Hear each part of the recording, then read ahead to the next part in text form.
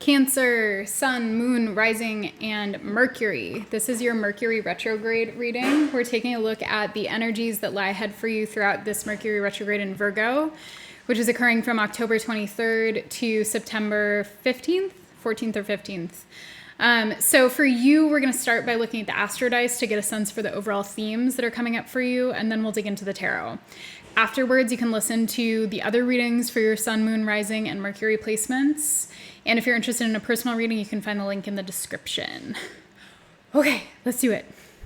So to start, we have the North Node, Aquarius, and the 4th house coming up. It feels like there's a big focus for you on your soul's path. It feels like you're doing a lot of reflection around your contribution in this world, in this life. And you could be looking at the way that your foundations in terms of your home, your family, your roots, your lineage, even the land that you live on, the way that that is connected to your path in this lifetime. I feel for some of you, you might be connected to kind of land back advocacy. That could be a mission of yours or something you care about. Either way, it feels like there's an important energy of advocacy that's coming up. We also have the Ace of Swords, the 3 of Wands, the Knight of Wands in reverse, and then Death. So the major signs that are on the table here are also, in addition to Aquarius, we have Leo and we have Scorpio. Also, when I get to the bottom row, just to name these off, we also have Leo again. So it feels like Leo could be significant. So what I'm sensing here is that there might be an important conversation related to your plans and your vision. It also feels like there might be a sort of chaotic character, maybe a fiery character, Knight of Wands in reverse, who's coming across as pretty brash, maybe frustrating. There could be some conflict happening here, and it requires some degree of transformation and maybe sacrifice. It could be like you're having to make a compromise with someone you don't like that much. This could be at work. This could be in a creative project. This could be at home. This could be someone you live with, someone in your family. And I feel like overall, this is kind of feeling like it's a headache and an interruption in terms of what you're wanting to focus on, which is the aforementioned stuff. We also have the 2 of Wands, the 9 of Wands in reverse, Strength in reverse, and then the 7 of Wands in reverse. So with the 2 of Wands, it does feel like you're aching to push something forward. Like you have a vision, you have a plan, and you're wanting to really act on that.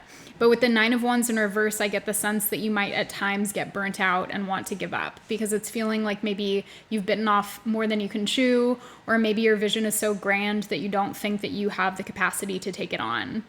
With Strength in the reverse, it's kind of echoing that message. It also could be that there's sort of some ego stuff coming up. And by ego, I don't necessarily mean like arrogance or like, you know, the flashy side. It could be more so like you thinking you're the absolute worst and thinking that you can't do anything and sort of falling into the trap of thinking that you just this sort of low self-esteem trap, which can be another flavor of ego. And so it's important to come back to center. It's important to tend to your body and to tend to your health and to give yourself breaks and rest where you can get it.